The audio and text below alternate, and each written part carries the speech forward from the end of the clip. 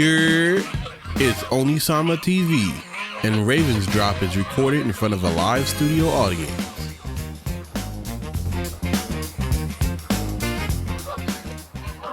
What is up, everybody? Today, I have the pleasure to bring you a late night D&D session with a good friend of the channel, Oni_Sama at Twitch TV. He is a fantastic streamer, a fantastic big slime. I'm going to bring him in a bit. And yeah, we're going to do a little more gaming today. It's going to be a good time. Let me get them. All right. We're going to be bringing him in. They're a fantastic streamer, fantastic friend of their the channel. I've had the pleasure to run them and a few other of the group. We've been running Idle Garden, Lily's Bubbles, Nothing Muffin, Noodles Kitchen, and finally today, Oni_Sama. Yeah, I've been very excited to run this one. I'm very excited to run them all. It's the final session, so you know that is it feels good. We've got it all out on the table. We're gonna finish it all up tonight. I know not many people are like awake during this time that I stream. Anyway, let me bring in my boy. Let me bring him in. His stream is still starting soon. When did he start? Like 3 minutes ago? Okay, whatever. I'm just gonna talk to him. Let's see what happens. Hey, yo, my boy, how you doing? Uh-oh, he muted. There he is. Yo. Yo. Are you ready for the sesh, bro? It's a little late, but we're gonna get through this. You know what I mean? Yes, indeed. All right. Oni, tell the people about yourself a bit. Hello, my name is Everick Sendrovo. I'm a wood elf, a rogue. I've lived here in the slums and parts of the city majority of my life. And, you know, I'm just here to make a bit of coin and maybe make something of myself. Okay. And what happened the last time that we played? I 1v1 smoke and lost. I remember that. Okay, I right. definitely remember that. What else?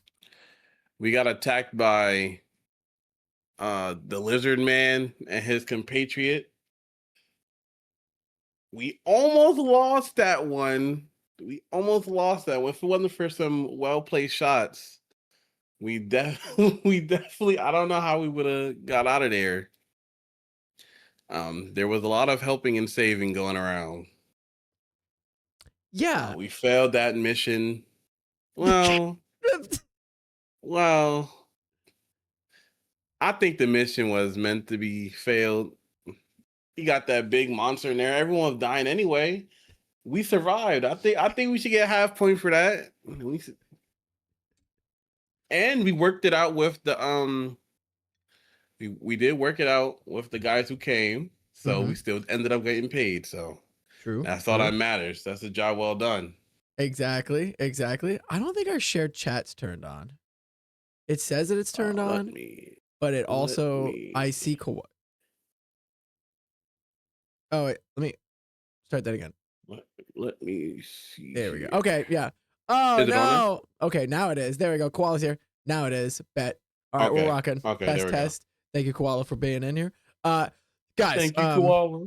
So we were talking about what happened last time, and to do a quick summation, you guys did have to do a windmill job where you guys were to go fix up a windmill. You discovered some sentient plant creatures that attacked you guys with some very spontaneous and surprising teamwork. You guys were able to defeat the plant people. After the plant people were defeated, however, the windmill caught on fire somehow. And with the windmill on fire, some people decided to ambush you guys after they saw that you were weak or hurt. That failed. You guys were able to push back your attackers, defeating them, killing them, and mostly burning them. And then after that, you were greeted by the Dwarven Builders and their band of adopted children. You convinced them that it was better that the mill had burned down. And then they gave you the scroll of completion. You took it back to the tent and you guys got your money, which is basically these red tickets, the 5 Cuddy currency, which is like Chuck E. Cheese coin tickets for doing a good job that you can go spend at the company store. And then after that, Sev Day, your fighter, one of the farmers, was like, my hair and teeth are all messed up. I can't find a partner.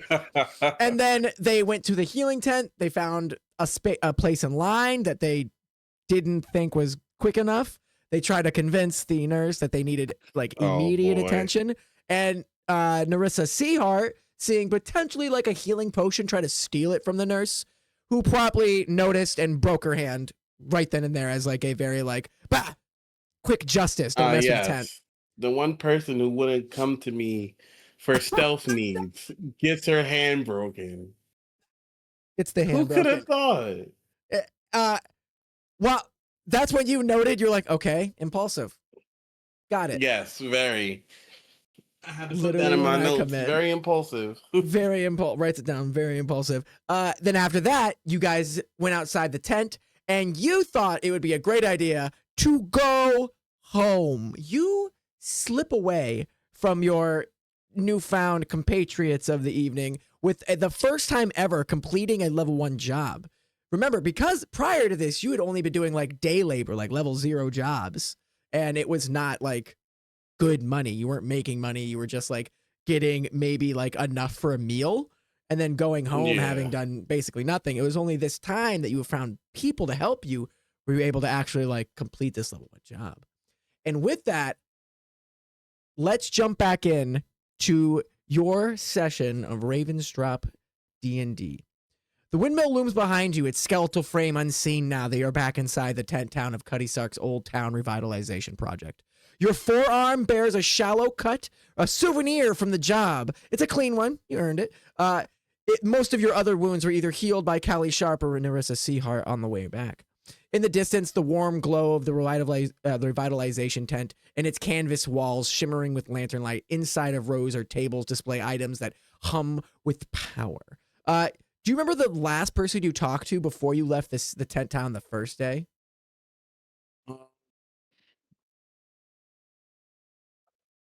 I don't. I just remember us leaving because we couldn't get the hair regrowth salve. Right, yeah, the hair regrowth poison. So the last person you talked to was someone from your former, like your youth that they used to run with, the gang that used to run with Enrique. Oh yeah, I remember the crossbow. Yeah, and they so they had the crossbow, but then there was another person that you ran into that's working in the tent that bought a new knife from the rewards tent. That was like magic. Oh, okay. Yeah. Okay. So we're gonna find you. Oh my goodness, I can't believe I put you here. I can't believe I've done this to you. 1 second, I goofed. I have absolutely goofed. You shouldn't be seeing this. So you're looking at the Roll20, right? Yes. Okay. Oh wait. So wait, you're looking at the Ravens Drop head city? Yeah. The map right now. Yeah. Okay. Cool. That is not what stream is seeing, and I need to change that. LOL. Don't look. Spoilers. All right. There we go. Sorry about that. I have to manage like 2 different maps because one has to be for players and one has to be for me. Okay, so you find yourself slipping into the distance, like away from your friends, and you're walking around the tent town, about to go home. Do you want to stay and explore the tent town, or do you want to go back into the city? Because you're technically a resident of the city, not legally, but you live there. Yeah, I think I'll go back into the city. That. All right. So go ahead and give me a stealth check with advantage because you have a journey ahead of you to get back into the city. It's a small little route that you have. Do you remember how to do it on the character sheet and how? Oh, nope. He's already got it. Wow. Yeah. Okay. There we go. Oni's on it. Stealth 17. Go ahead and do it again because you have advantage at doing this. You've done this so many times, going in and out of the city, like avoiding guards, ducking prying eyes, that you have a good memory for it. Okay, 17 is going to be our max. He a pro. He really is. You slip into the sewers. It's not beautiful. It's not clean. It's not lovely, but it is secretive, and it is. Idle's just giving you advantage to your next roll too. All right. Okay. Thank you, Idle. Let's go. All right. Idle did that for Noodles too, and it actually saved Nude's life. And anyway, So, you press through the sewers, and as you do, you try to keep your feet out of the deeper, darker waters of the city. However, because where you live in the slums, this part of the sewers is not very used. There's not much running water that goes through here. There's not much plumbing in the slums. Everyone kind of just like bucket and throws it out where they can. So like it's all like in the streets or in alleyways. Yeah. Whereas if you were go to the sewers of the middle upper rim where there are potential plumbing, then there'd be a different story. You know this because you've lived here so long. These sewer systems are partly used regularly by gangsters for smuggling. So you have to also keep an eye out for potential threats inside the sewers. As you're traveling through the sewers, you come to a crossroads, one that leads back to your tavern where your potential father figure lives, or you can go to the area where you might find the Assassin's Guild, because that was another area you thought about going. So have I been there yet before? No, not yet. You've heard talks of it, and like in the tavern that you work at, live at, you know, your father figure owns, you have heard talks about where they hang out. Maybe a couple of them have come in. Okay, I think I'm gonna head over there to the Assassin's Guild. Okay, go ahead and give me a history check, and with advantage, thanks to Idle, to see if you can even find the Assassin's Guild. So get to roll it again. Let's see if we get to take the top. Oh. Okay. So as you pop out of the sewers that you were accustomed to into the lower slums. All right, this is the slums is the lowest ring of Ravenstrop. To get to where you think the guild operates, you will need to get to. Let me see if I can't shift click you. The guild's district here. However, that is in the middle ring. You don't have any kind of documentation that will grant you access into the middle ring, so you have to sneak your way in. Okay? Okay. All right. Now, there's a couple ways you could do it. You could try to go through their sewers, or you could try to go through their alleyways and maybe do some roof hopping. What are you thinking? And do I know which tunnels are more heavily patrolled by the gangs or have more frequent? Is there any way around like the mass amount of gangs that are smuggling stuff, or it's just that's a good question. I haven't. You could turn a corner and they're just there. I mean, give me. I'm looking at your character sheet. We have not determined like an urban survival skill for you yet. Let's call it. No, it's just gonna be your wisdom. Yeah, go ahead and give me a nature check or a survival check. Actually, survival check's probably the best one here. A survival check. Okay. Yes. You're urban. Okay. All right. You have lived in this city long time. You may be 40 years old in human years, but you know, what else live a long time? You're like early 20-ish in human years, but like double that in human years. So you're like 40 with the mentality and maturity of like a 20-year-old.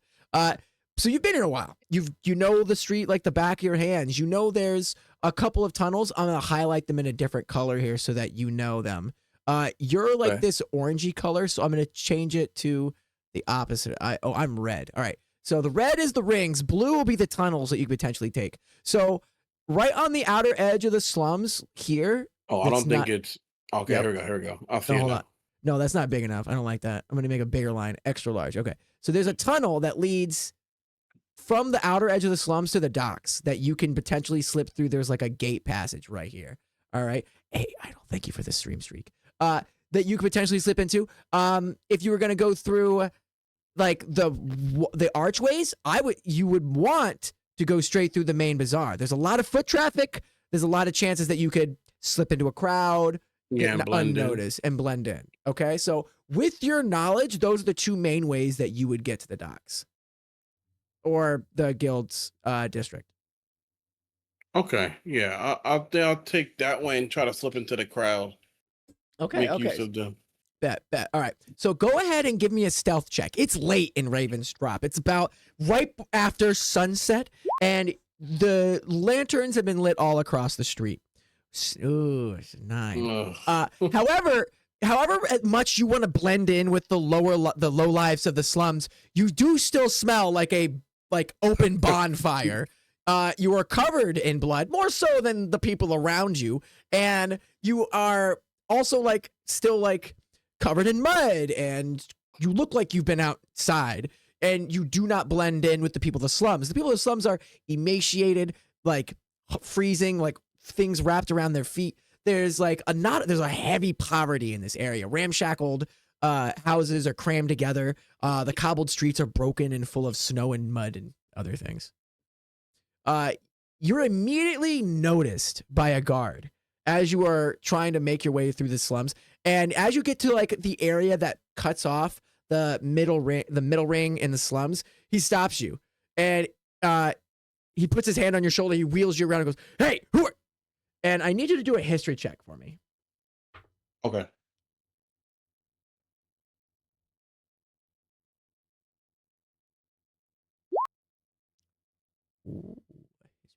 Yeah, boy.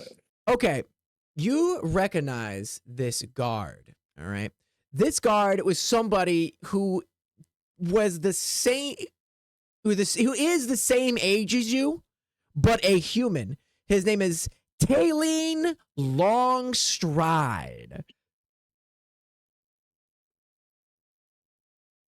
He's Hey, got this scruffy, almost salty, peppery kind of beard. He's got a shock of one lock of hair down his darker hair, dark hair. Do we It's know pulled each back. other on good terms?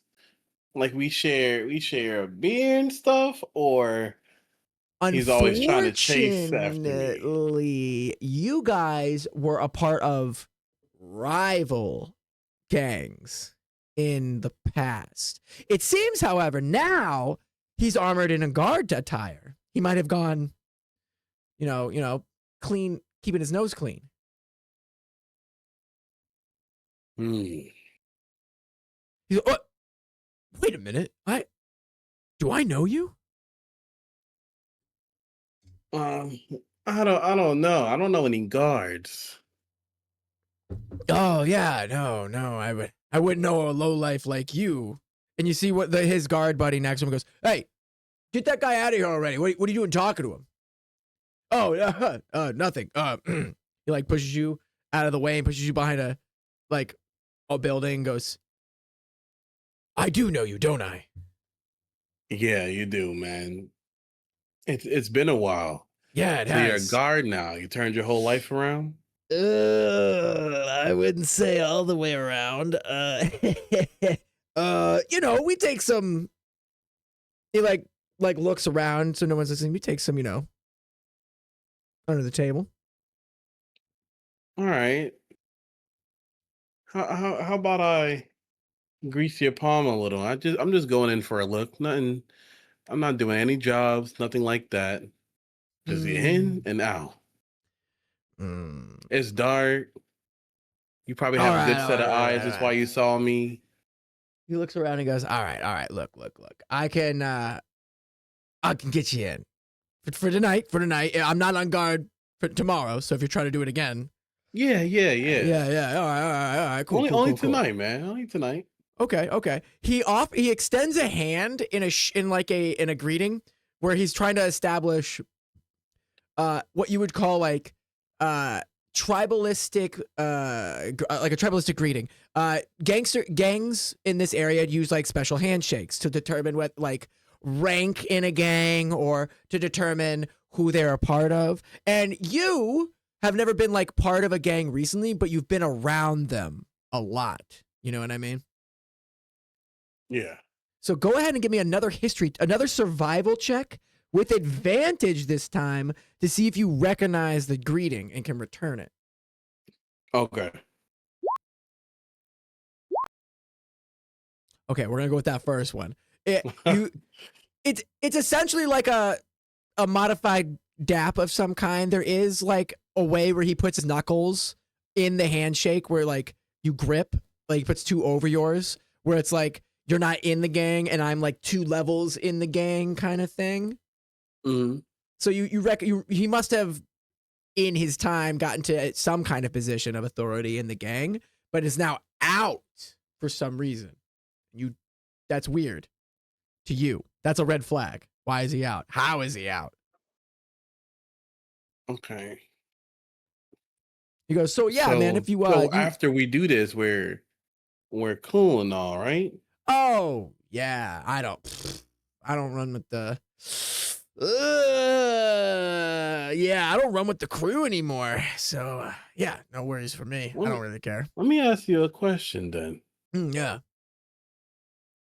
How does one just, I mean, you've been with them so long, you got the handshake down point to where it's like you don't even have to remember it. It's still fresh in your mind. How does one just leave that on cold turkey like that? No one's looking after you. No one's trying to catch up with you. You just disappear just like that, no problems. Go ahead and give me a perception check. Looking at this guy. He kind of goes, oh, you know, no one's looking for me. Once you join the guard, you know, the families kind of leave you alone a little bit. Just like that. Do These families. you want to try to do an insight check to see if he's lying potentially? Okay, yeah. Yeah. You can definitely do that. Insight is going to be one of your best friends in situations that if you think someone's lying, you're going to try to get a read of the person.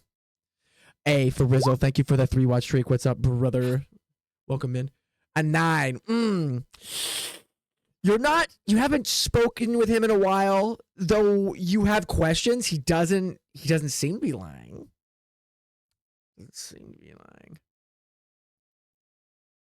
All right, man. I'll take your word for it. As long as we're good tonight, I'll take your word for it. We're good. He walks you back to the guard, and the guy goes, "Hey, I thought you were gonna get rid of that guy." He goes, "Hey, this guy's gonna give us a little something, so I'm gonna take him back to the guard shack, and he's gonna deliver something." The guy goes, "Oh, all right, cool. I didn't realize he was a courier. Go ahead. Sure.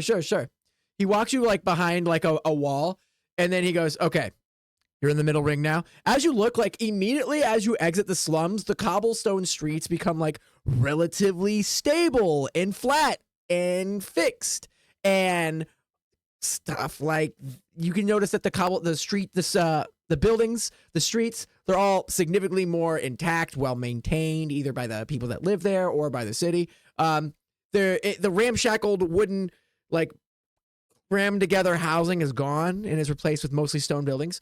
And he pushes you into like a corner, and there's people kind of bustling through the city. I'd say like, again, in the evening, people are like finishing up their day labor, finishing up their grabbing of meals to take back home. So there's like sparse crowd. He goes, "All right, give me your gold."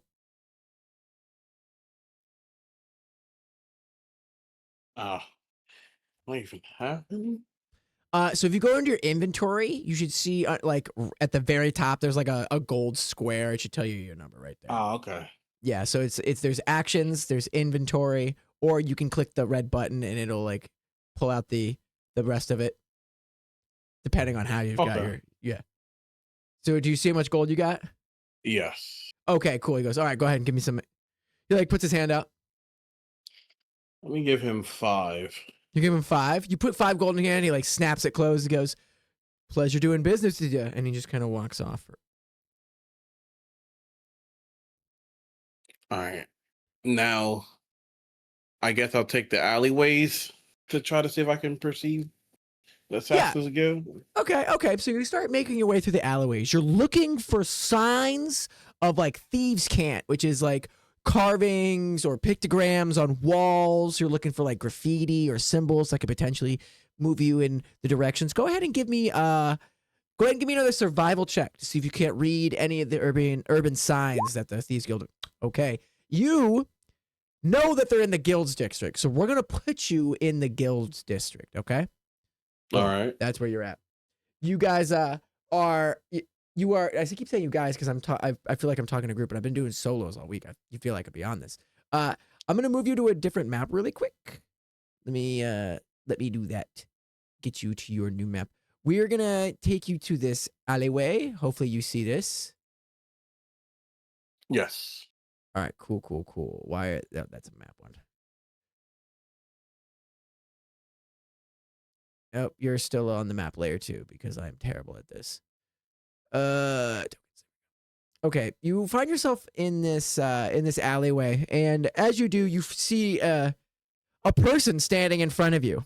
They have they're like holding a chicken. There's like a knife in there at their side. It's huge, and he's got like a shock of one white streak down like brownish hair. He seems to be a half elf of some kind, and he sees you, and he's gonna start watching you as you're going down the alleyways looking around. I'm gonna stay to the side part because I don't belong here. But I'm gonna keep an eye on him as well as I pass by. You pass by, and he like stops as you walk past each other. He like lifts his head and goes, "Don't I know you from somewhere?" Oh, I'm running into a lot of familiar people tonight. I don't really have no inkling of knowing another half elf. You're a wood elf. Got a name to you? He goes, "The name's that important. Did you attack a bootleg operation a couple moons ago?" Go ahead and give me a history check. Okay.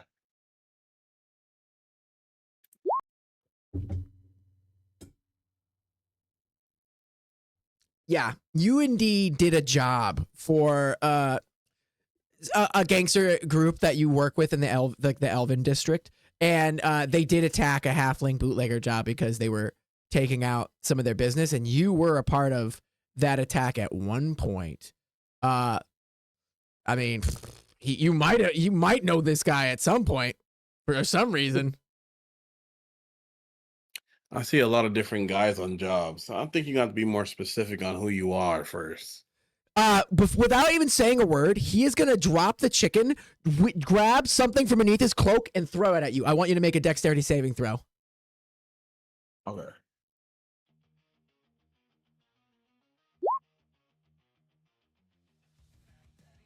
Ooh, you barely get out, like duck out of the way as a dagger like zips past your face. Go ahead and roll initiative.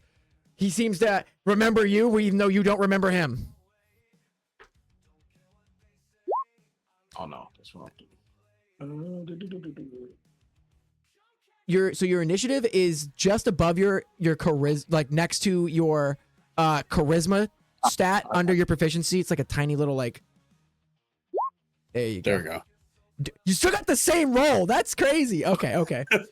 221s back to back, baby. Let's go. All right. You have just been in some of the worst situations of your life. Your nerves are hyper tense right now. You are a piano string ready to snap, and this man has made you snap. What do you do? Can I take out my dagger? Oh yeah. It's out. It's in your hand. And I'm gonna go for him. I'm sick and tired of being cooked. Yo, get in there and mix it up. You lunge for him. All right. Go ahead and give me an attack with the dagger. Okay.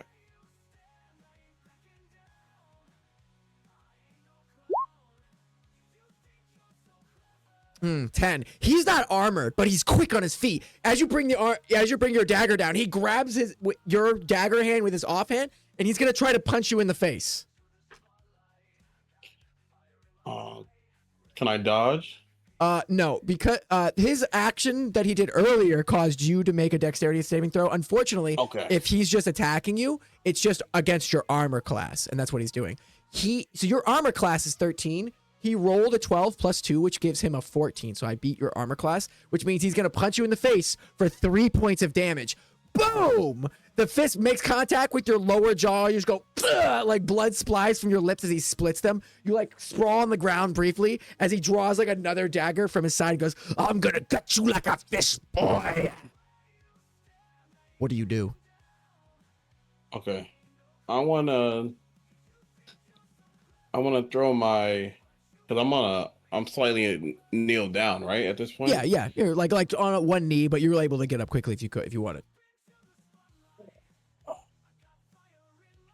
I want to throw about, I'd say 30 of my ball bearings down Okay.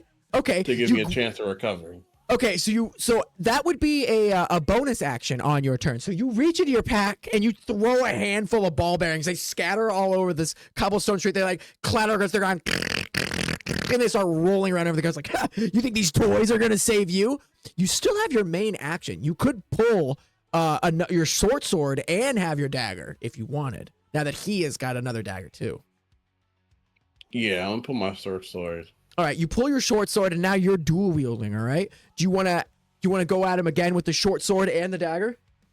Yes. All right. So to use both weapons in the way you're using without the proficiency that you have for dual wielding, you're gonna get a regular short sword attack, but your dagger is gonna not use your dexterity. So you're just gonna get a +2 to swing with it, and we'll do the math as when we get there. So go ahead and give me the short sword first.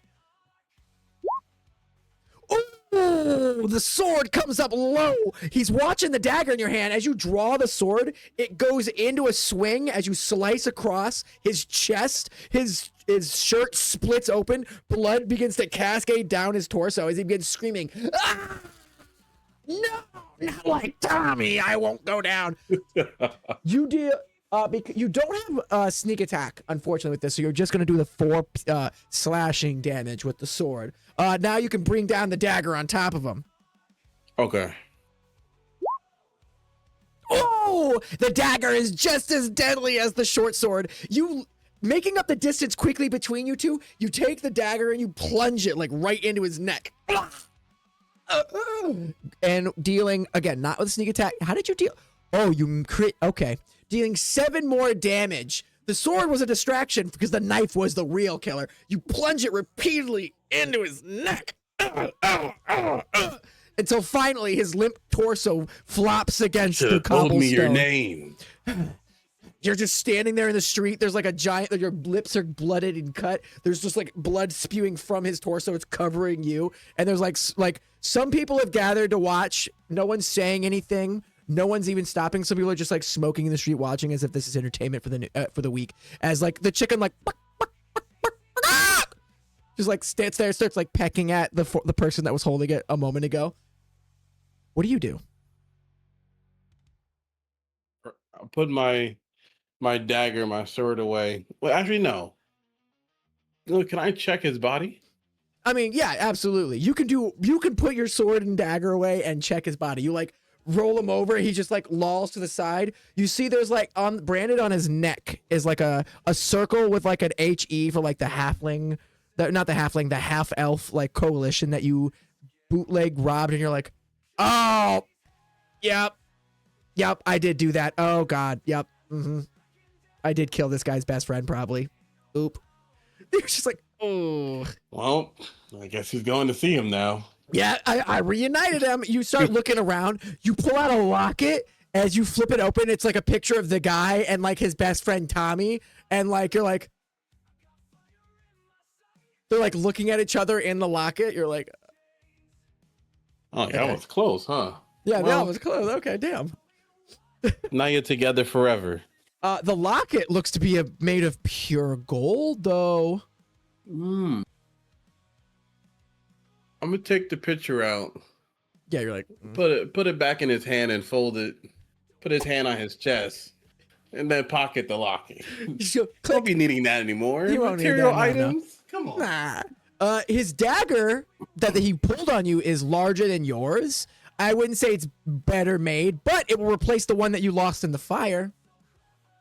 Yeah, I'm taking that too. You're like, okay, why not? Right on. It's a little big for your holster. It might stick a little bit. You're like, I'll just yank it out out faster than usual. You go through his pockets again, and you're gonna find 4 pieces of gold. Looks like getting into the city only cost me 1 gold. You're like rubbing your hands together, like, all right. You stand up from his torso, from his carcass. You look around. No one seems to be making any moves, and you begin making your way towards where you thought. Put my hood back up, and I head back to doing what I was doing, looking for more motifs for the Assassin's Guild. And this is nothing new in Raven's Drop. This is nothing new to you. You've been recognized. You've killed men in cold blood for less. And this is just Raven's Drop. This is how it is out here in these streets. Go ahead and give me another survival check to try to resume your looking around for the thieves' cant. Ooh, a 16. You look around and you finally see carved on like a wooden beam is like an arrow with like a skull above it, and you're like, that means there's something around. So you start following that arrow, and after a couple twists and turns, you find yourself in front of a large stone building with a single door and no windows. There seems to be like these small slits where smoke kind of pulls out from like torches or lanterns, but no big windows. Can I check the door for traps? Oh yeah, go ahead and give me a perception check.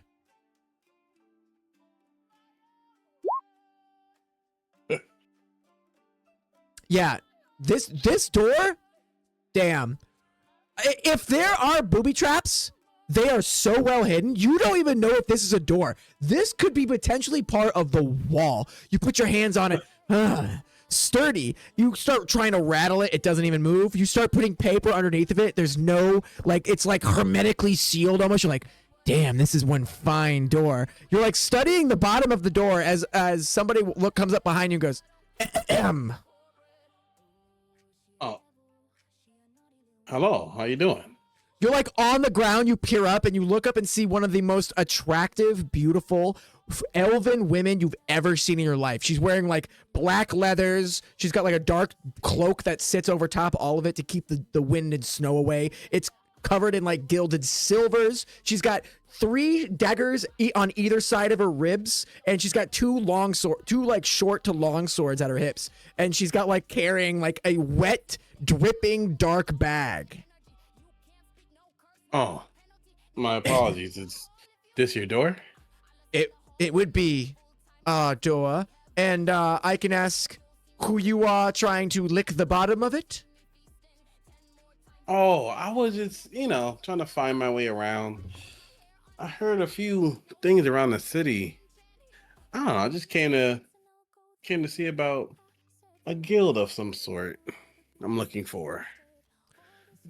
Go ahead and give me a persuasion check.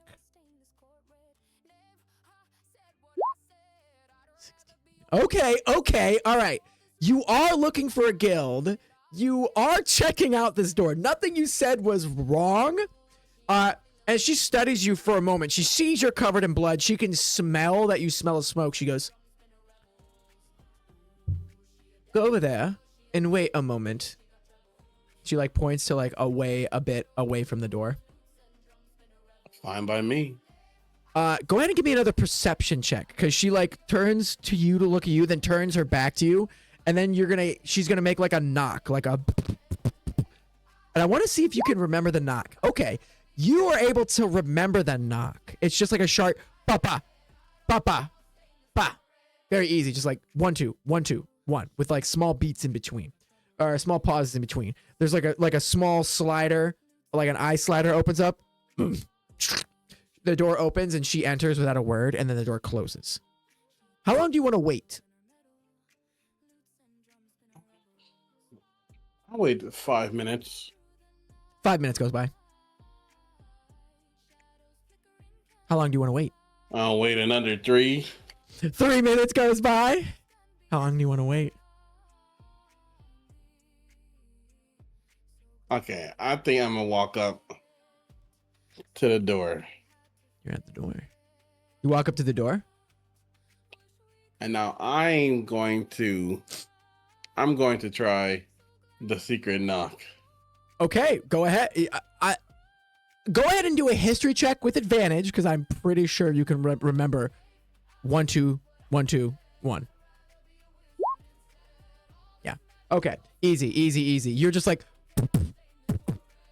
immediately the eye thing opens and you're greeted with what looks like to be one of the oldest individuals you've ever seen in this line of work. Heavy wrinkles, like one eye has a giant like slash through it and is completely it's either missing or is closed. You're not really sure. It's just one eye looking at you. He goes, wait a minute. I know you. You're Fling's kid. Oh, wait a minute. Hold on. It closes. And then the door opens, and immediately you're greeted with like the puff of like the steel leather, like steel, like polishing oils, buffing oils, and then like death all just hits you as once. You're like, oh. Hey, how you doing? Yeah. No Flame? Yeah, we know Fling. We love his tavern. It's one of the best ones ever. Like, wait. He looks at you and goes, you know, we did hear you had a little bit of a run-in outside the city. Go ahead and give me a perception check on this individual now that the door has opened. Okay.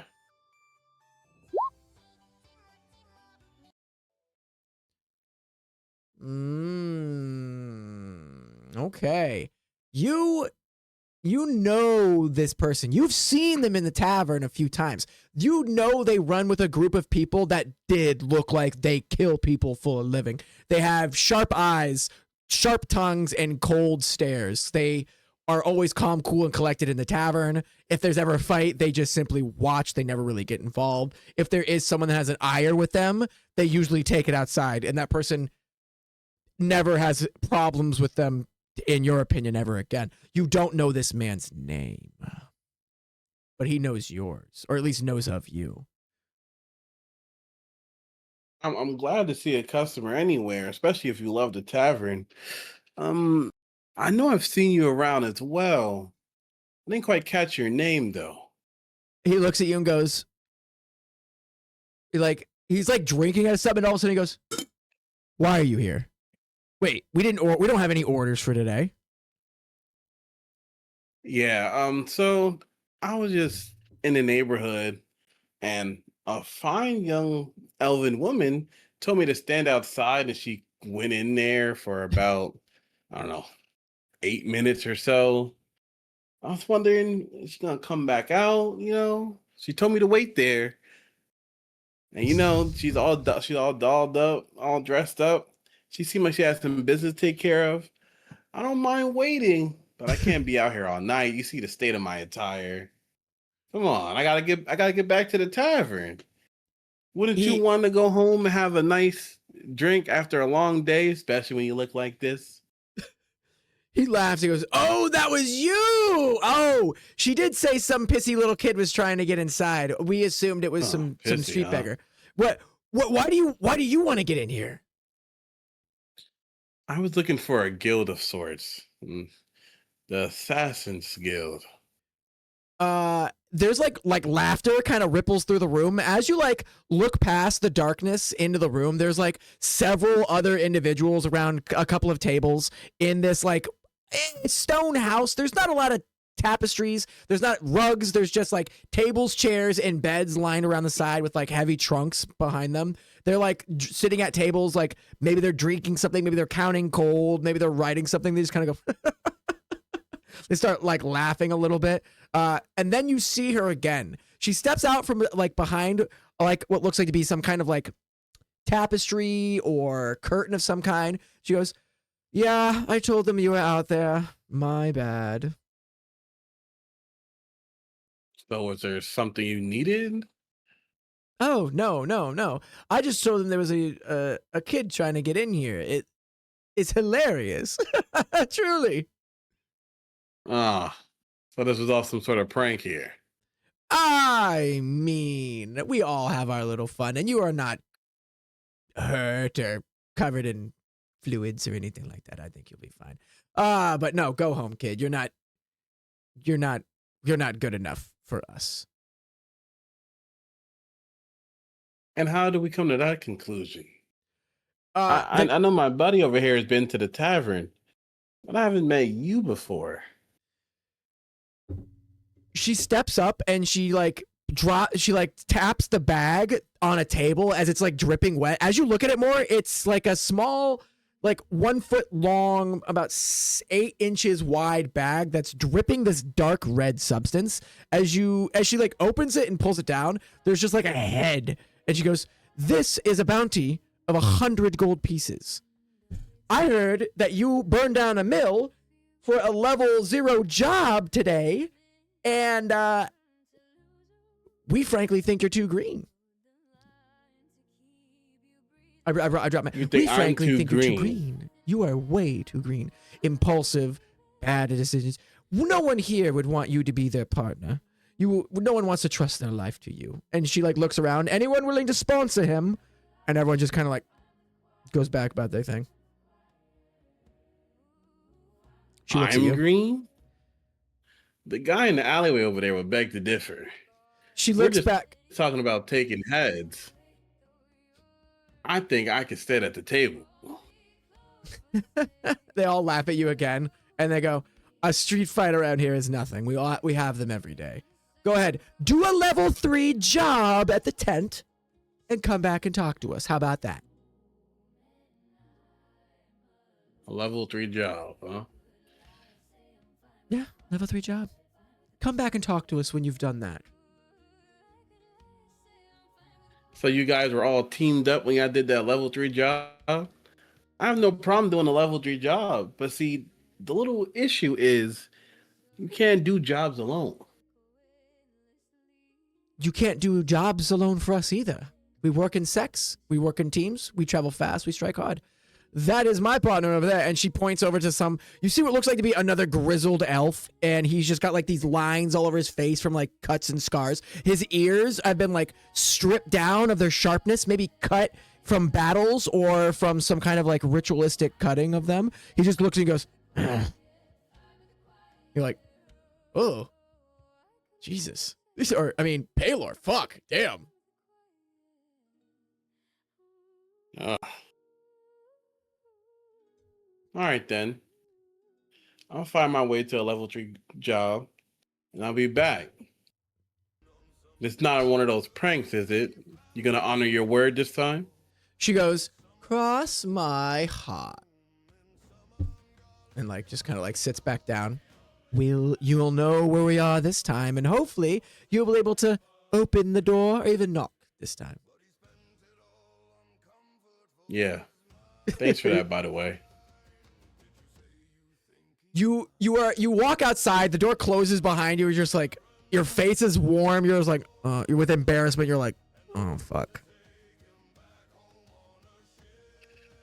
That did not go the way I thought it would. Nah.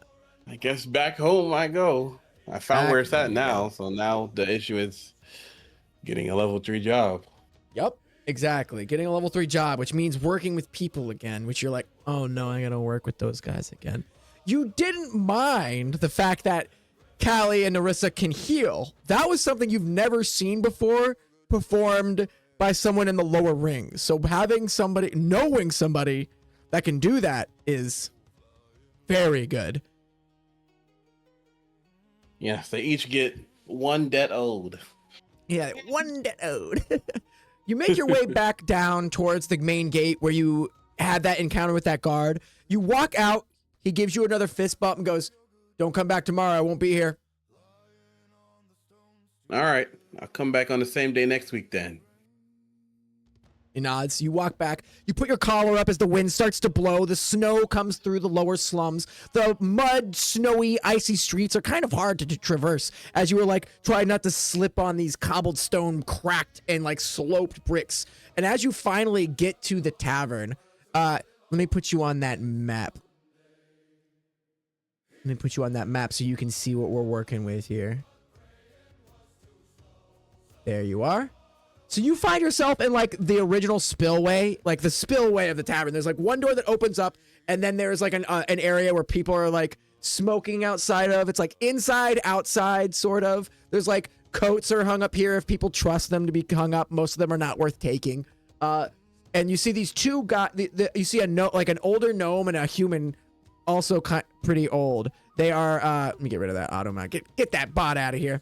They're both smoking cigars, like pipes and cigars. They go, "Oh, you're finally back." He noticed you snuck out again. He's pissed. Where is he at? At the bar every day, every night for the last 20 years. Good. So at least it's everyone around him. I won't have to worry about him being behind me as I go to my room. Let's go get this talking to. Do you want to try to stealth to your room, or do you want to just walk into the tavern?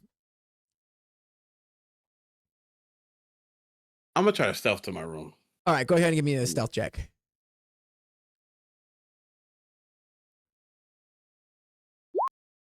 10. Ooh, a 10.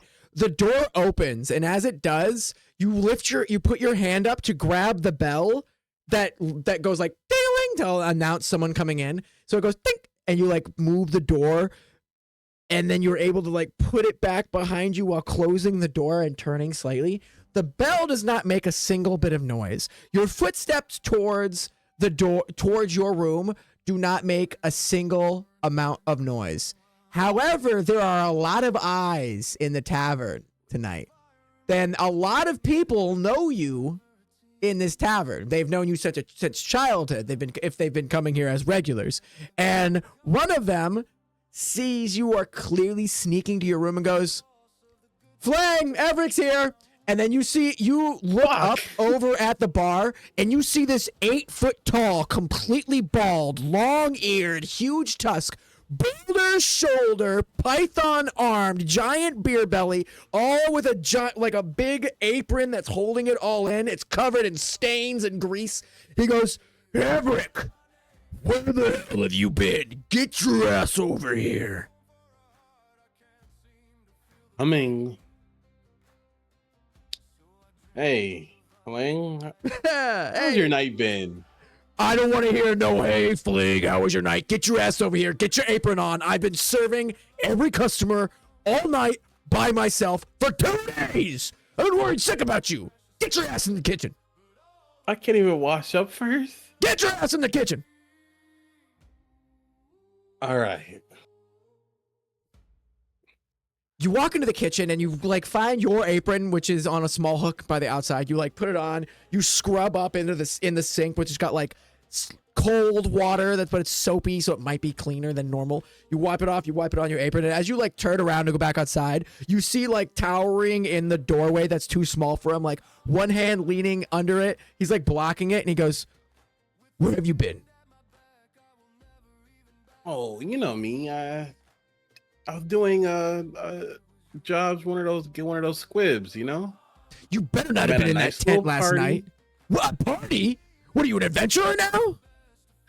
No. You know I hate people. I just had to help a couple of people out, you know. It worked for me, you know. Money.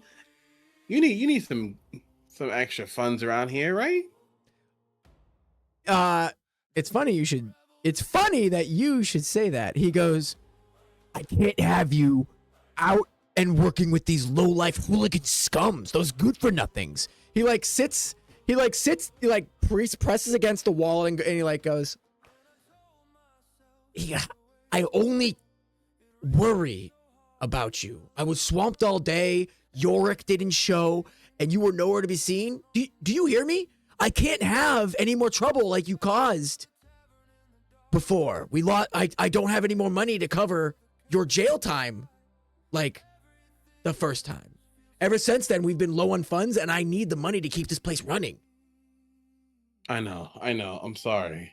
And the sheriff's breathing down my neck every time that you're not in reporting for your probation.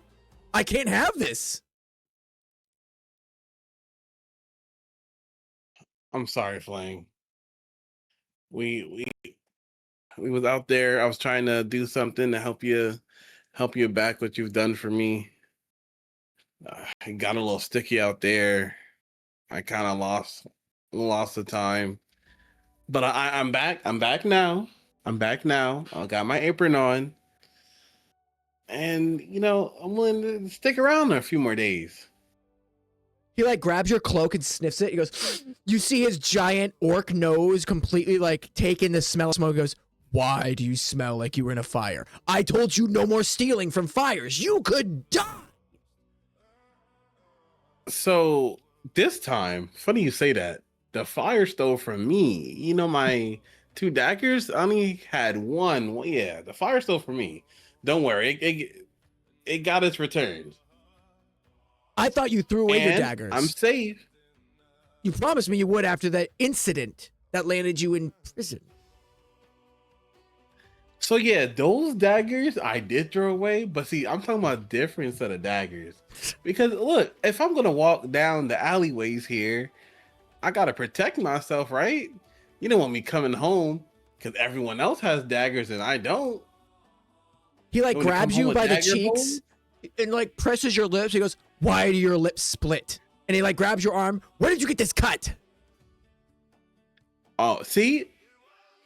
Just as you asked, somebody tried to attack me today, and I had to send them to meet a few friends. But it was my life or theirs. It's because of your... He kind of like sits down. He just kind of, you can see like there's like a vein in his like forehead pulsing. He just kind of goes, don't worry. It was nowhere near here. Don't worry. It would be no way to trace it back to you. It's not me that I'm worried about, boy. It's just go out there and serve customers. I need my first break all day. The last 2 days. I'm gonna sit down. I got you, Pops. You give him the finger guns, push your way backwards out of the tavern as you are greeted by the sight that you've been seeing for the last 30 plus years. Ever since the fire or the murder that claimed your family, you're not really sure. You have some suspicions that it was, on purpose. A lot of people told you that it was not. It was an accident. And you begin working. Go ahead and give me a deception check to put on your best customer service voice for these folk, like you've been doing. You're good at it. Gosh darn, if you're not one of the best mug slingers in all of Raven's Drop, you are witty with patrons. You have a sharp tongue, and if they have something to say about the price, the quality, the temperature, if there's a mess, you're able to clean it up or convince others that they should clean it up by making them feel bad. And as you begin working and moving through the night, I'm going to say that you make in a total of 1 gold piece in tips. Okay. And one particular individual tonight catches your eye. Sitting at a table by themselves, guarded by two, but like they're sitting at a table. There's like 2 chairs in front of them that they could share at the table. There's 2 men. They are well dressed. They have that same look as the Cuddy enforcers that peruse the tents. If you remember what they're called the dandies, but no one tells them that to their face. That's don't call them that. They do not like that.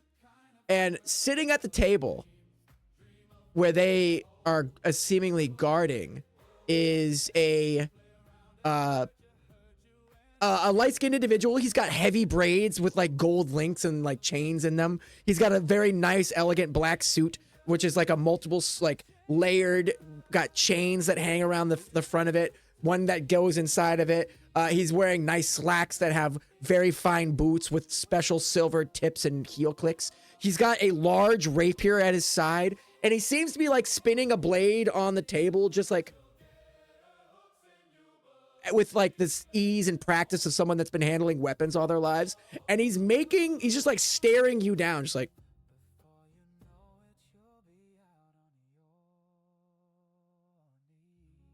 okay. I guess I'll walk over and give that good old customer service. What do you tell him? What do you tell him? Hello, sir. Has anyone have you done your order yet? Is there a reason why you're staring me down? Did we forget to grab you an extra beer?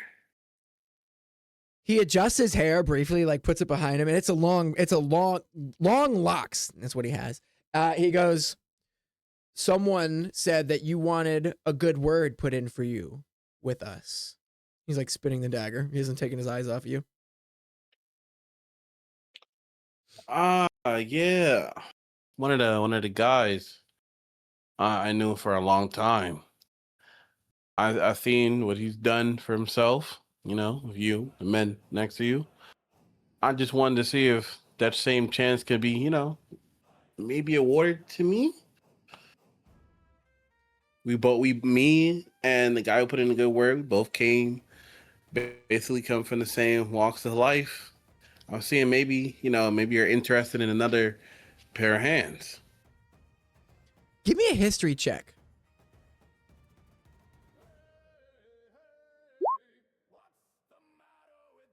14. As you study the individual, you can see he's got scars that crisscross on his hands and face. He's got a cane sword. He's got the rapier and then the cane sword with a raven's head that rests at his side, worn and practical. The man's like deep dark eyes fix on you and he goes, sit down. As he does, you finally realize who this man is. You know who he is. When you were running around with the Enrique gang, this was one of the members that ran around with you. However, this isn't anybody normal in the city. This is Fane Bonefinger, also known as Barizi. He is one of the lieutenants for Cuddy Sark and the leader of the Dandies. Oh, we know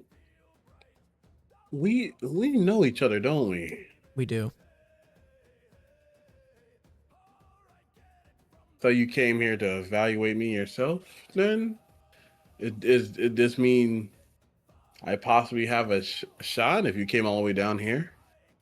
He just kind of simply takes the dagger and like gestures to the seat next to you as he like puts it in his side. Sit. Okay. You take a seat. They just kind of like sit down uneasily. He goes, I was told you have skill. He sounds calm. He see that Fane seems to carry a voice that has some kind of authority, even in this space. And you wanted someone to put in a good word for you? They have. I have a few questions. He leans in slightly on his cane. It looks like he's using it. There's like definitely like a way that shows fatigue in the way he shifts his weight. He looks to be in his about 30s, but again, for a human, which is what he is, that is semi-old, but he shouldn't be this tired. It seems to have some kind of like pain in his legs as he does. His winter coat is elaborate but functional, like showing a wealth without sacrificing practicality. He goes, who are you, Everett? Who am I? I'm just a widow here that lives in this tavern trying to make a bit of coin, trying to make my life better for me and Flang. For you and Fling. And he looks back at the orc who's come out of the counter and he sees you sitting and goes,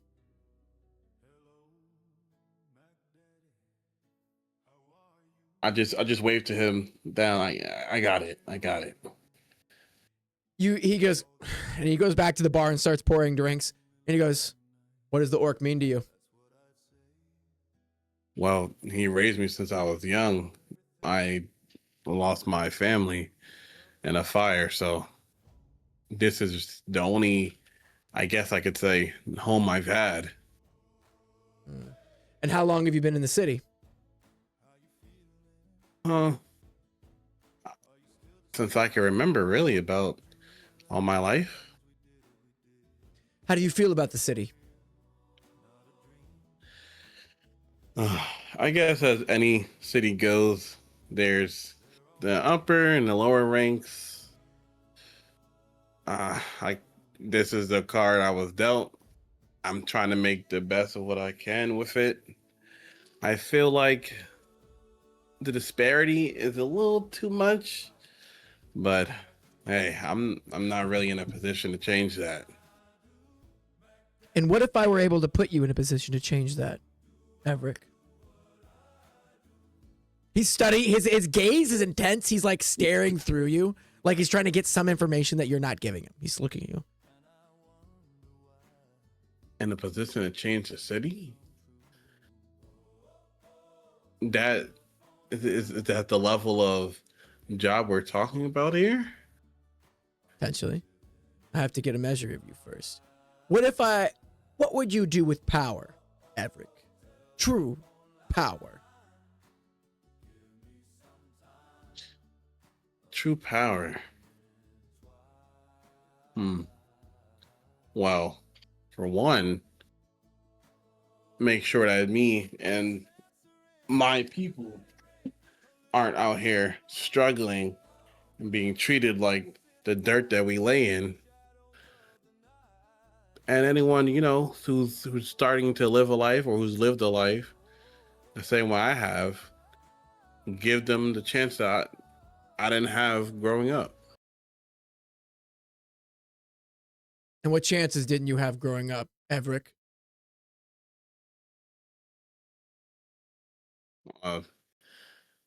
Someone actually call a true family. He like takes the cane, he like leans in hard on the table, he puts a lot of his weight on and goes, what if I could promise you family, power, and the ability to take those that have taken things from you, your opportunity, your life, and to swap their places? The way you speak is as if the misfortune that's happened to me is the fault of someone else. Is it not? Were you not born into some other place? Why are you being raised by an orc? Why is your Wood Elf family? True, and I know the higher ups all have a hand, but you're speaking specifically. I'm just saying that your life has been set off the rails of your potential destiny. And I know the people that have done it. They've done it to all of us. They've done it to me. They did it to these individuals. They've done it to the rest of these individuals. And he starts going on a larger explanation of the disparity of Raven's Drop, that it's caused by like the upper ring. And he starts telling you how the parliamentary group is just all royals, and without calling it royals. He kind of like gives you the don't look up like explanation, just like, we've been living in the society that's run by the elite, and now it's time to change that. If you join us, if you're good enough to join us, you'll be able to participate in that upheaval. Cuddy Sark needs our help, and he is the one that's going to be able to do it. Cuddy Sark. Okay, I believe I'm down with that. Good. He like stands up, he like puts a lot of weight in the cane, and he lifts up. As he does, you can see he does not have a lot of use of his right leg, and his left leg is very weak. He's sweating as he pulls himself up. You can see that he's like walking with like a heavy limp. As he like gets up, he goes, "You'll be at the docks before dawn. Someone will meet you there. They will test you. If you succeed," and he puts on like a hat, he goes, "You'll have an opportunity to join us. Not many from outside our ranks make it into without going through typical channels. Consider this your first step." And as and then the door open, he walks out, his guards flank him, and the door closes, and you're left sitting there at his table. And then you can see like he's left his dagger in the table, and it's got like a name on it, or like like an address, or like a location engraved on it. Okay. I grabbed the dagger when I turn back. And I look at it. I go to look back at the door, but they're already gone. So I look at the engraving that my I see. It tells you to meet, but it says the name of like a statue that you recognize, but that's in the docks back in the mid ring. So you're gonna have to go to the mid ring in the morning to be able to do whatever this is. Oh boy. At least I guess I got my coin back. Hopefully this time when I go in that area, I'll have to pay another guard. You don't know. Flang comes up next to you and goes, "Who was that?" Oh, that's one of Cuddy's guys. He said he had a proposition job for me. You know, a better a better life possibly. He was speaking all about, you know, how us, the people like us and everything, people around us, how it's possible that all our lives could change a little bit for the better. Don't go believing in none of their nonsense. That Cuddy man's a bootlegger and nothing but. Just because he's got a lot of money doesn't mean he's worth nothing. I don't want you going anywhere near this. This smells of trouble. But don't we need money? We don't need it that bad to put your life in danger. Stay in the tavern. Don't go out. I'm warning you. It's nothing but trouble. But Flang, if we have the chance, I'll hear no more of it. My decision is final. He like storms out, begins helping customers. For the rest of the night, you help customers, but you're thinking of it in your mind. Flang's told you, do not go. However, the opportunity that Mr. Bonefinger, Breezy, someone that is renowned in the city for being wealthy, having having power, being escorted around the city, and from what you know, came from nothing and is living in the upper ring currently. He has like an apartment up there that everyone that like the dandies like guard 24/7 or hang out in, kind of both.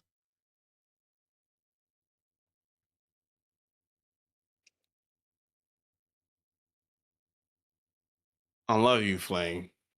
But I gotta do what I think is best for both of us. I can't have us both in debt. I'm the one that put you here. I gotta at least do my part to get you out. Well, you know what? All that talk, you're grounded. You ain't leaving the tavern 2 days. 2 days? 2 days. No leaving the tavern. Grounded. The tavern closes. You are in bed. You are wide awake, and you are thinking. Everett, the morning comes quick. You're restless sleep. You had visions of fighting. You have visions of living in penthouses, drinking wine out of gold and silver goblets, 2 of them for no reason. Why not? Fucking we ball. And you wake up at basically the crack before dawn. Your eyes snap open. You put on your clothes, and you have a choice to make. Do you listen to Flang and work the tavern for 2 days, or do you take up this opportunity?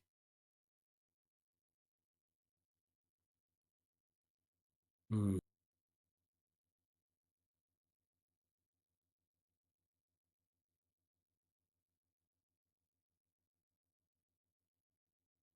I'm gonna take up this opportunity. You go ahead and give me a stealth check. You're about to jump out the window and sneak out of your room. Let's see what you got here. Ooh, a 12. The door, you undo your window latch, go, and you're like, you slide down the roof. There's like some cascading of the shingles. You land on the cobblestone and you begin making your way back towards the docks. All right, I'm gonna put you on the Ravens Drop City again, so that we can find out where you're going. All right, you're back in the slums, and you still remember your 2 ways to get to the middle ring.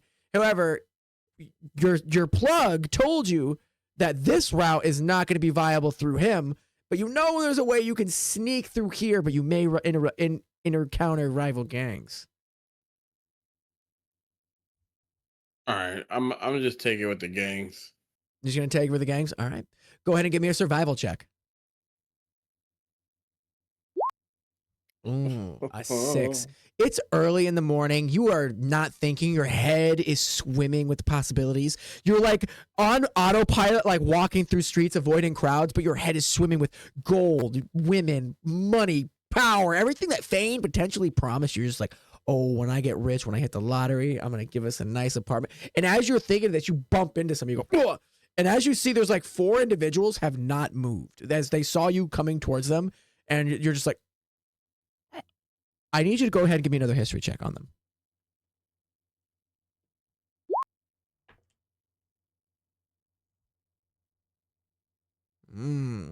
You don't recognize them. They are covered in what looks like to be some kind of like steel plate, like makeshift steel plate. It is like street forged, not a blacksmith done. Someone with the ability to make a hot fire and bend metal in a little bit of direction without proper tempering, without proper like alignment and like leather work. So it's just basically on their torso and like flaps around wildly. You recognize this group. It is the human gangsters. And they are one of the more unaccepting of other race gangs in the area. You know for a fact that they control most of the eastern side of the slums. You are dead in the heart of their territory. Oh, sorry, guys. I see that you guys are busy, so I'm gonna go over here. You start going to the right. One of them cuts you off as the other ones like start surrounding you slowly, and they go, "And where do you think you're going in our territory? You ain't wearing our colors. You ain't one of us. We don't know you. People we don't know pay the price. Do you know the price, boy?" I can't say that I do, but I assure you, I'm only going for a slight stroll to the dock, see the water, and I'll be back. No issues in your territory at all. I don't even mean to bump into you. My head was in a daze, you know. But you did. Wait a minute. Like one of them to your right goes, I know this one. And one of them goes, "Oh yeah? Clytus, what do you think?" He goes, No, Leroy, I do know this one. This is that wood elf that knows that orc. Thing, ring, flang. What's his name? Flang. You know. Flang. There you go. Yeah, that's his name. Yeah. Good tavern. And they're like, oh shit, good tavern. And one of them goes, you know some of the elven gangs, don't you? Yeah. Been around them, double them. You don't happen to, and then they look at your ears and they're like, you wouldn't happen to be running with those knife ears, would you? No, I don't run. Funny you should say that. I know I'm a wood elf, but no, I don't run with any of those gangs. You see me at the tavern. That's where I stay. Go ahead and give me a deception check, because you definitely have worked for multiple gangs in the city, the elves being one of them. Oof. You say that like no, me just in the tavern.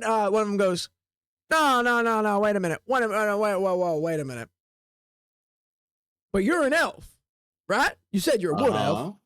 Why wouldn't you run with the other elves? Aren't you all in cahoots to kill us all? See, doing a specific job that's asked of me and running and being in coalition with them, I think those are two different things. I'm just trying to put a couple more, coins together, put some food on the table. Just because I run with one, and mind you, I have no allegiances, just because I'm running with one for a job, Go ahead and give me a deception check again.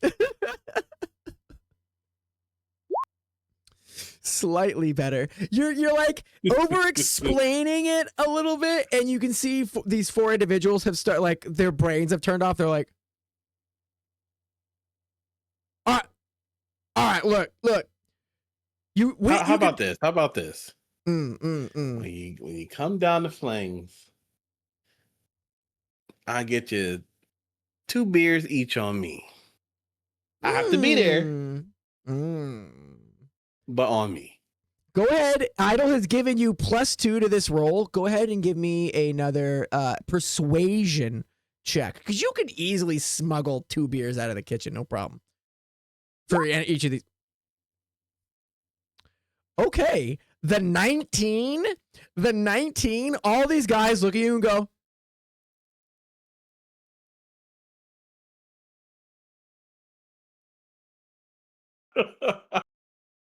Willow's just giving me advantage to my next roll.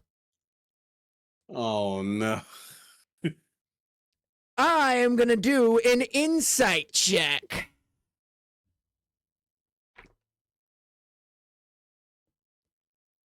Fane. 3 out of 4 of these individuals, they just start nodding. They're like, "Oh yes, yeah, that's a." And then one of them, the last one goes, "Wait a minute, wasn't there just a half elf killed in the street yesterday?" And one of them goes, "Oh, that's right. That happened not too far from here. Yeah, I'm pretty sure someone said it was an elf fighting an elf over fighting elves." Everett, you know for a fact that was you. You're just like, Pikachu surprise face. what do you want to do? Diplomacy is starting to sound like it's failing here, brethren. You cannot take 4 individuals. No, even you are not that cocky. Listen, guys. Yeah, you heard that an elf killed another elf. About elves. You guys don't care about the elves kill. You guys don't care about elf on elf crime. Go ahead and give me a persuasion check.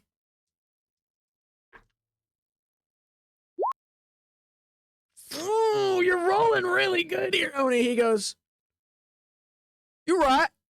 We don't care about no knife ears on knife ears. Just less work for us." All right. Exactly. All right. That's one less elf you got to worry about. All right. And that was you? You can confirm that you know, that there knife ear? Oh, absolutely. Plus, you got rid of one on your turf with considerable less effort on your part. Won't be tied to you. You get cleaned by +1. That might just be this one-time fee. All right. We'll be in when we get off next Thursday. We'll be there Thursday. You better be there, boy. We expect you to be there. All right, I'll be there. I'll be there. You don't gotta worry about me. Get out. And you just you start scurrying. You're like, oh shit, gotta pay more attention. Go ahead and give me a stealth check, because you are still in the heart of their territory. Just because you've dealt with 4 idiots doesn't mean all the other idiots are gonna be that easy to deal with. Yeah, now that you've got your head out of the clouds and you know that little intervention has cost you a lot of time, you are running through the city. You're avoiding humans whenever you can see them. You don't even care if they're in the gang or not. And you finally find yourself at the docks. The docks stretch before you, vast and humming with quiet, controlled energy. Once a lawless maze of piers, sailors, and merchants of every race and creed, the 3 massive piers of Article Dock now gleam under the faint light of dawn, orderly and precise. Locals call this the beak, for it gives the raven of Raven's Drop its definitive beak-like edge.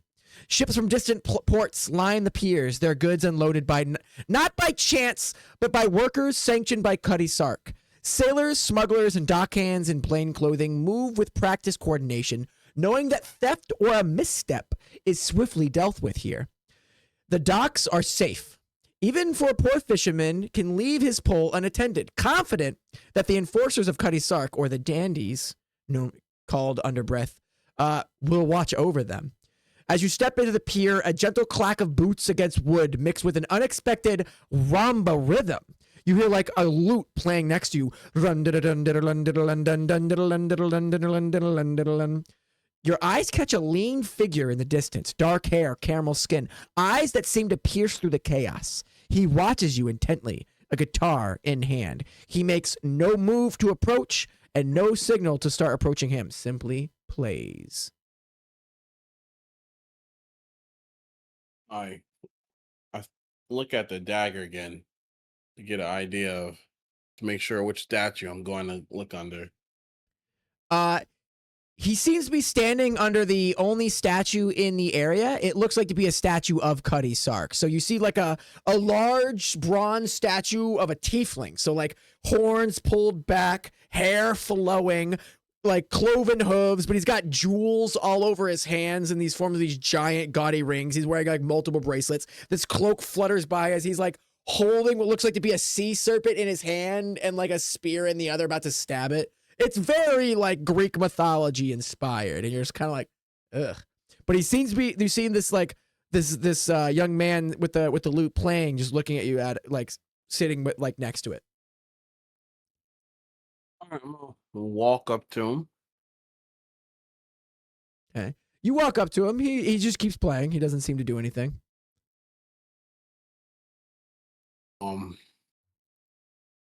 I look down. I say, "Hey, I was told to be here this morning. Crack of dawn. A test of something, perhaps." At the mention of the test, the young man's eyes finally like flash. He stops playing momentarily. Turns around and begins making his way through the docks, still playing. He's gonna walk over to this area, and he is not gonna do anything. He's gonna walk to this dock. Okay, I'm gonna follow behind. You follow behind, but like at a distance, you can see like the procession of people. You push your way through the crowd, and as you like follow up behind him, you see he's brought you to what looks like a more secluded part of the docks. The pier here isn't as heavily used, and it seems to be one part of the docks has like come into a state of disrepair. The boards are cracked and warped. There's like jetties and pylons sticking out of the water, and he jumps to one of them. He jumps on one of the on one of the things in the water, and the water is like waves are rushing up. There's like at least 12 feet of salt water beneath him. He takes his guitar, he takes his lute, puts it behind him, and then he takes out two wooden sticks, and he seems to be like waiting for you. Okay, I watch him do that. I see how effortlessly he gets up there when he takes out the two sticks. I say, "Oh, well, I guess this is how I'm being tested." I go to attempt to jump on there on the post of myself. Go ahead and give me an acrobatics check, because now you're jumping and balancing and trying to like maintain your position. Acrobatics. Ooh, a 10. You Oh jump to the first one, you land on one leg. Whoa, whoa. The wood is soft and mushy and covered in water. There's like different forms of some kind of like moss that is growing on it that's wet and slippery. As soon as your foot gets to it, you like slip off this way, and you're like, ugh, and you like grab on with all four like arms, legs. You're like holding onto the pylon. You're like, oh God, as the water comes up. I need you to give me a strength saving throw as the wave comes up and washes over you while you're in the pylon. Okay.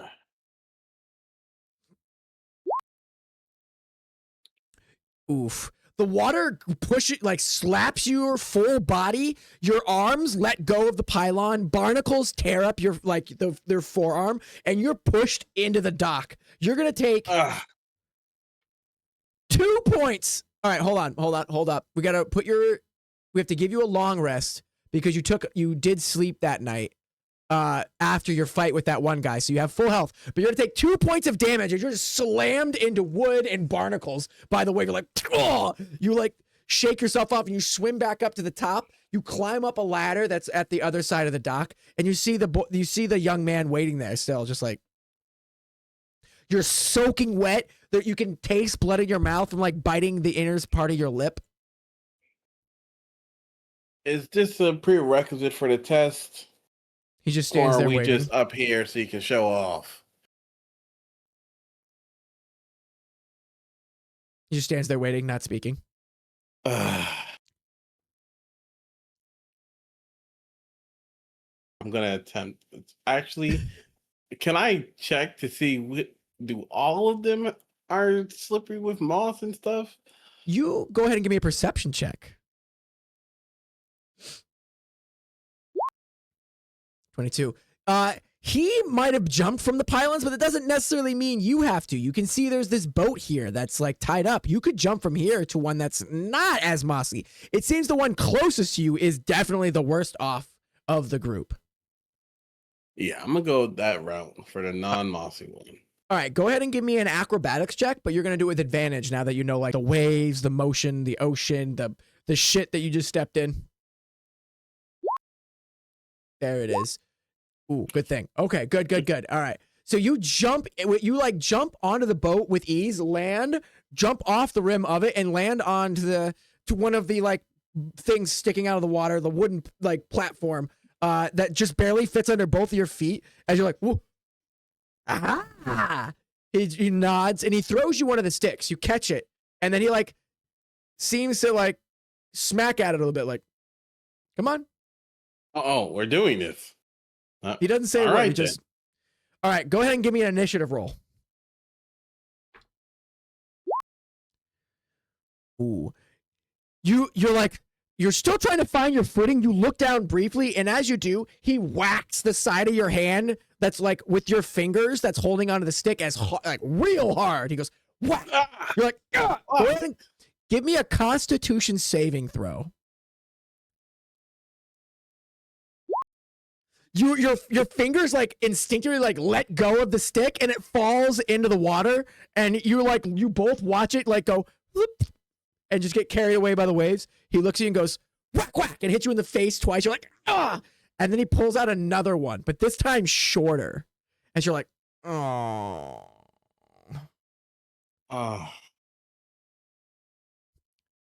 And I want you to go ahead and give me another initiative roll.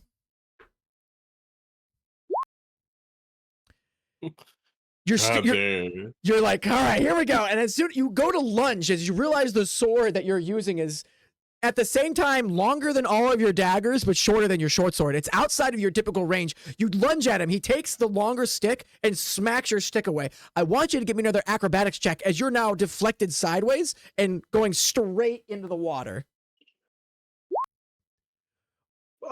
Immediately plunge headfirst into the cold, icy waters of the Bay of Raven's Drop. The brackish, salty water gets all in your skin. You feel it in your mouth. You go, as you climb back up the ladder. He sits there and he's like tapping the side of his leg with the stick, like. First was the smoke, now it's the fucking water. You were able to get through you were able to get to the boat, get back to the platform you were standing, as you're like, okay, for real this time, as you realize you've lost the stick that he's given you, as you're like, you got another one of those? He pulls out another one that's about the size of your dagger and hands it to you. You're like, where are you keeping all these sticks? He does not say a word. He just, fine. All right, go ahead and give me another initiative check. Ooh, you are slower than ever. Before you're even able to get like a proper stance, he whacks you in the leg real hard in the knee. You're like, oh, God. And then he whacks you again in the other side of the knee. You're like, stop it. As you lunge with the dagger, go ahead and give me an attack with it.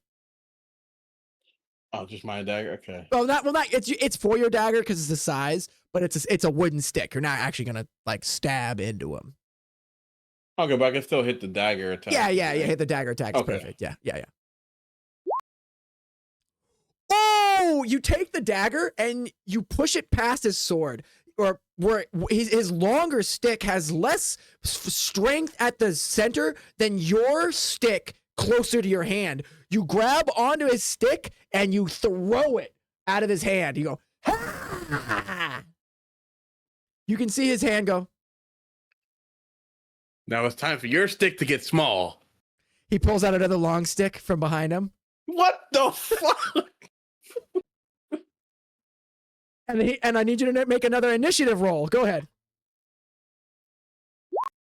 Ooh, you're quick. He goes to stab at you. He'll go to whack you with the stick. You block with the shorter one. He goes to whack you with the other one. You take it from the other side, reverse grip, block it again. He seems to be more impressed. He starts jumping between the pylons. He makes distance between you. You have to make another jump to get to him. But also, how quick is this man moving to attack twice and run in the same turn? You are intrigued. You're like, damn, this guy's fast.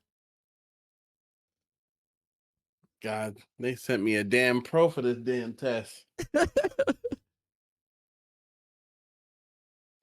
Oh, they can make acrobatics again? Yes. You jump to the pylon that he has just vacated, trying to make space. You balance very carefully, and now you go for your attack with the stick. Okay, that's dagger, right? Yeah, the dagger attack with the stick. Okay. The stick dagger. You go to stab with the dagger. He takes the middle of the sword and smacks your arm away. You're like, oh! Go ahead and give me another acrobatics check. Ooh, you spin wildly, and I want you to give me another strength check as you like balance very precariously on the platform, and then you fall, but you grab it with both hands. I need you to see if you can hold on. You pull yourself up the pylon. You're like, and then he just smacks you in the head. You're like, oh! Go ahead and give me another strength save with disadvantage. That's about right. As soon as he whacks you on the head, you're like, oh, and you fall backwards into the water. The wave takes you up. With your 19th strength save, however, I'm going to allow you to keep that one. You were able to grab onto like the top of the dock without taking any damage as the wave like brings you to the top. Instead of smashing your face on it like you did the first time, you pull yourself up. You're like, oh, you roll over. You're like facing the sky. You're on your back on the dock, just like, like coughing up water, and you see a shadow kind of like loom over you. You look to the left and you see the silent young man. He seems to be sitting on like a crate, and he's like pulling out like a small parcel. He opens it up, and there's like 2 loaves of bread, 2 apples, 2 pieces of cheese. He eats one of the apples.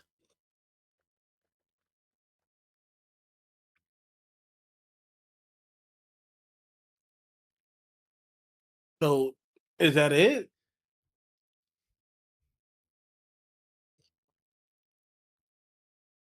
He doesn't answer. Do you have some for me? He looks at it, looks at you. There's like a...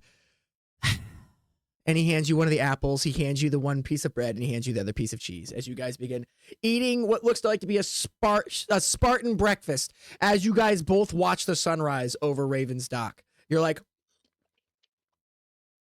Thanks, He takes man, it- you know? He takes out his lute. He strums it. You're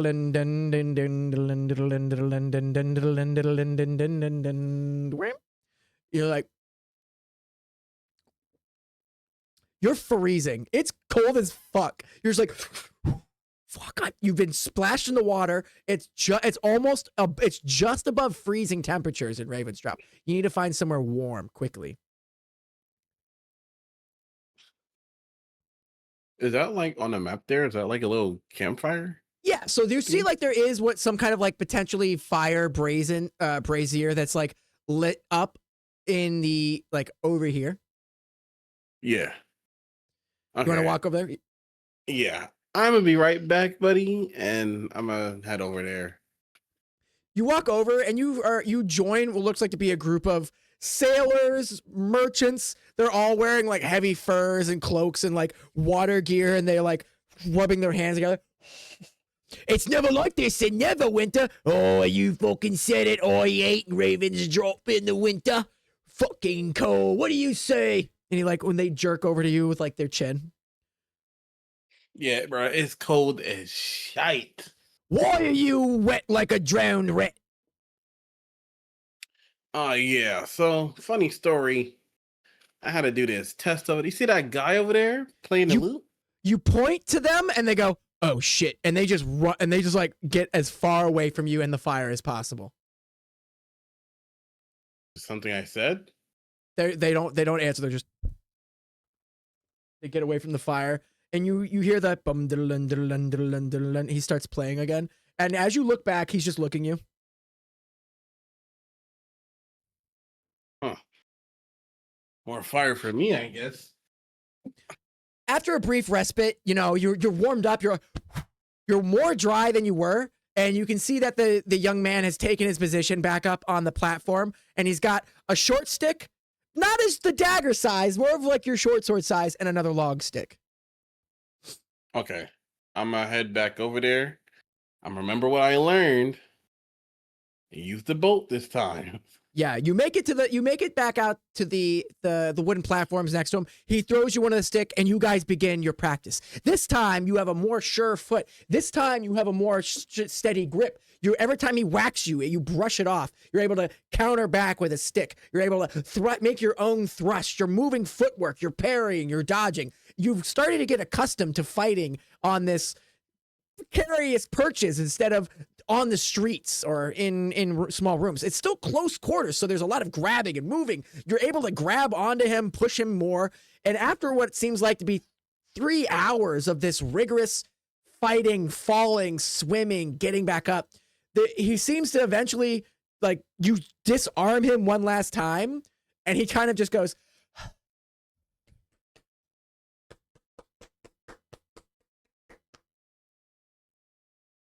Oh, we're good now? he like jumps off and like goes back to the pier, and then he starts to like put his loot down, and then he takes out something. What's that? What you got there? It seems to be like a slate board and like a piece of chalk, and he writes on it, and he flips it, and he goes, and it just says, "My name is Coco." Oh. How you doing, Coco? He erases it. He writes, "Tired. Good job." Thanks. You're real Uh, pro up there on those stilts. He like he just like writes, "I was trained up there by Enrique," and he flips it.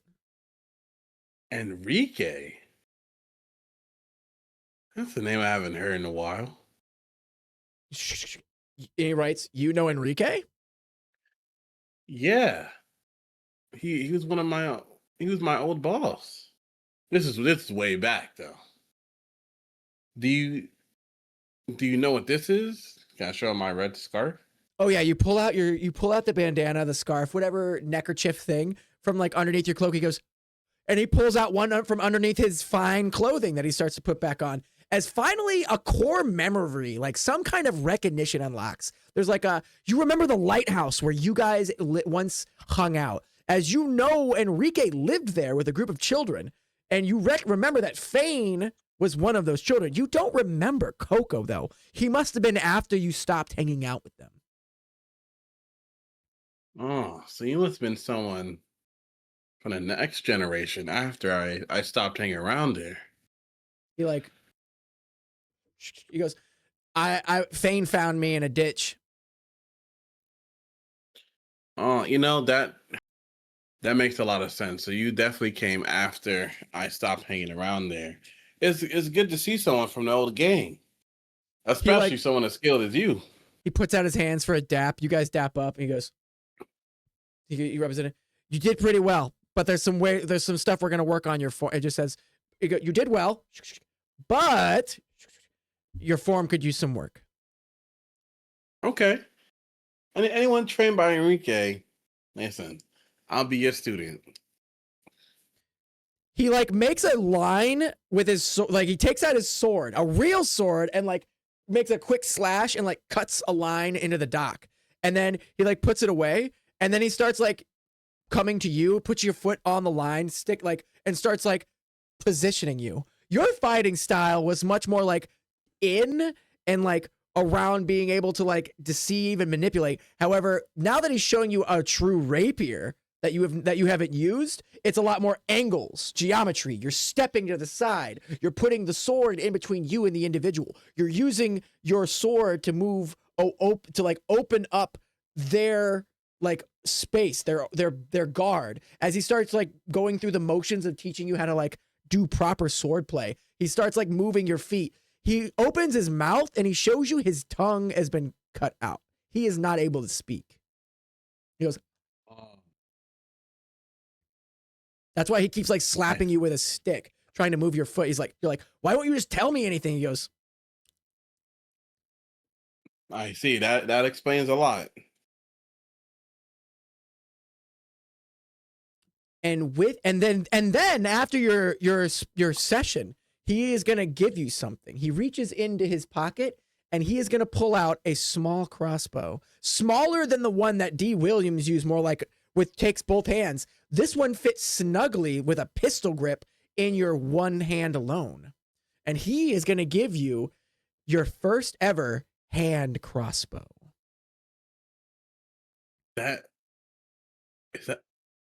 that a crossbow? Is that for me? Maybe I should have hung around the lighthouse a little more longer. He kind of so bad, Coco. He goes, he like writes, he goes, this isn't a repeater, it's just a single shot, but it's something you can learn to practice with. I know you don't know how to shoot a crossbow, which he's right. You've only ever shot your regular bow, which you still have. You can still definitely use that. But he's going to show you how to start using it with your rapier or your short sword. Because you don't have a rapier yet, he's going to teach you how to use it with your short sword. So now, on your turn, you can use the hand crossbow to shoot. Okay. Mm-hmm. That's what you're going to unlock. And also, he has taught you how to get to rogue level 2. Let's go. So let's do that right now before we forget. I'm on your character sheet with you. Okay. We're going to manage your characters and levels. All right. We're just going to go to level 2. And that's just going to give you the ability Cunning Action. Remember how he was like attacking you and then running away? Hold on. I'm trying to look for where you said. Okay, so if you go to your character sheet, right? We're on your character sheet. Next to your name, it should say Manage in a tiny little box. If you click that, it'll pull up like a box, and it says at the very top under Character Sheet Appearance, it'll be Manage Character and Levels. Yes. Click that. It should already be highlighted with level 2 because I was doing it, and we both have control over your character sheet. Okay. Yeah, so it should say Character Level 2, and at the very bottom, you should see Cunning Action, second level, right? So starting at second level, your quick thinking and agility allow you to move and act quickly. You can take in a bonus action on each of your turns in combat, and this action can be used to take a dash, a disengage, or hide action. However, this is a special hand crossbow. If you were to use your Cunning Action, you are allowed to shoot your hand crossbow as well. Okay. Because it's a special crossbow that you've been given. I will make that into the game, but just so and we'll talk about that, I'll remind you, be like, look, this is the cunning crossbow, that Cunning hand crossbow. You can use it in this bonus action. Okay. But it's a weak crossbow. It's small and it's light, so it's not going to do as much damage. Okay. Yeah, just precision with it. Yeah, exactly. You got to be quick with it. He writes down. He goes, it's not for stopping power. And he goes, I suggest learning poison. And then he like erases it. You're onto something, Coco. That makes a lot of sense. He like writes down, he takes out a piece of paper and he writes a name on it. And he gives it to you. Okay, what's it? I'll read the name on the paper. It says Lemonista Ladarda. Lemonista Ladarda. He writes on a slate and goes, if you're ever in the upper ring, she makes the best poisons for us.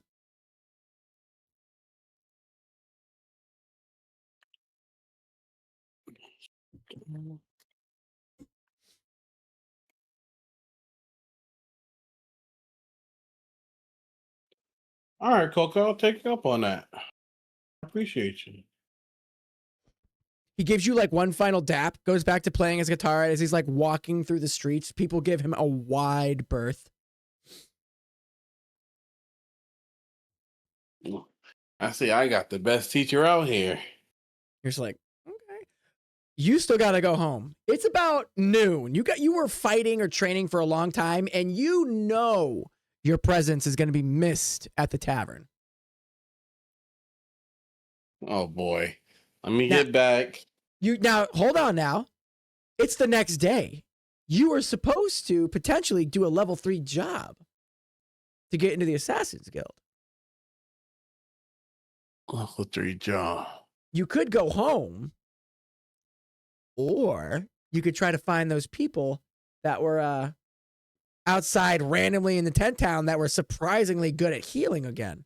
Especially because you are a perception-based race. You're a hunter that's stuck in this urban environment. You perceive the world slightly different than your friends. You hear things that they don't hear. You smell things that they don't hear.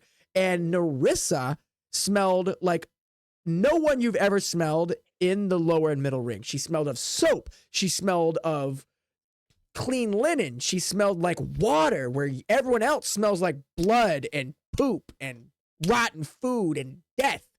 How did she smell like that? How did she able to heal like that? You have questions. And you also know that there's a very angry orc probably waiting for you at home. Yeah. I'm gonna give him some days to cool off. He'll understand. I'm sure he will. Flame's never been too mad for too long. Let me see if I can get this level 3 job though, because I have another thing on the agenda.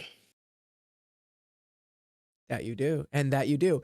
And with that, you begin sneaking back off to the Cutty Sark Old Town Revitalization Project tent. And with the new promise of potential new adventure, that is where we shall end your solo session. That was good. Dude, that was beautiful, bro. Dude, that was awesome. You played it well. You have great role play. I don't know how better the roles could have gone for you repeatedly getting your ass dropped in the water. Actual pure cinema. Actual pure cinema. And I'm so excited to get the group back together. Everyone has undergone potentially very traumatic, very growing like parts of the campaign. So when you guys come together for level 2 for the next job that you guys are going to do, it's going to be crazy. Now, you can push to do a level 3 job, but even the other party has not done anything above a level 2. Just so you know, that's metagaming. This is just for Oni-sama, not for Everett Sandrovo to know. Okay. Okay. So just it's kind of a big ask to do a level 3 job in this world. But I think y'all could do it if you push for it. You can ask if the rest of the group isn't into it, you could do a level 2 job.